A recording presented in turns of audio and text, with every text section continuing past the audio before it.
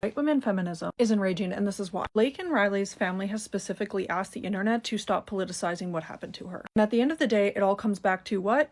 Men. The most dangerous place for a woman to be is in a romantic relationship. There are the one-offs where women are attacked by men, but statistically it's most violent in the relationship she is going to be in. The person in her bed with her. Unless she's an indigenous woman, and then it is white men. Where is your outrage for the Highway of Tears? Where is your outrage for missing and murdered indigenous women? Or is it only when it's a white woman? It is only when it's someone that you personally identify with in some capacity. And you only seem to care when you're able to use white women tears to weaponize the violence that men commit against women when it's a white woman and a man of color. You seem to forget about all the statistics that point towards white men and only use it to villainize men of color. Statistically, if a man is violent, he's a white man, he's going to serve less prison time than a man of color. He's less likely to be brought up on charges. He's less likely to face prison time. And if he does face prison time, he's going to face less prison time. And they're not giving anyone due process. They're not removing these people and then sending them back to where they came from. They're sending them to camp in a place that they've never been. Where is your compassion for the mothers being ripped out of the arms of children?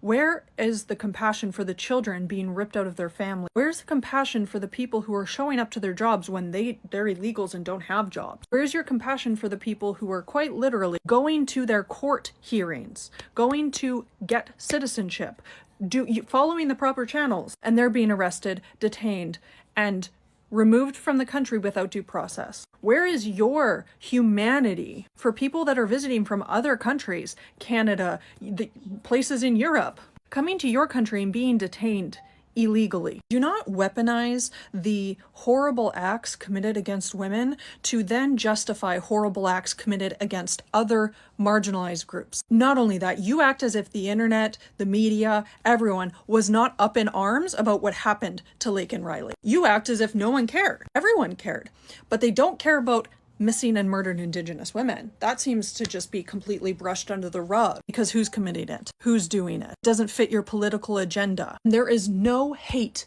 in this world as strong as Christian love, because the first thing I see when I go to your profile is your identification with Christianity. Do you want to talk about what priests do to little boys? Do you want to talk about what priests did to indigenous people? Do you want to talk about what the Catholic Church committed in Canada? No, because that doesn't fit your narrative, right? The narrative you're trying to create that it's everyone but the group of people you identify with. Unless you're indigenous, you are an immigrant. Unless you're indigenous, this land was not yours to begin with. So trying to act like it is while you demonize a group of people for being on the very land that your ancestors stole is the definition of irony.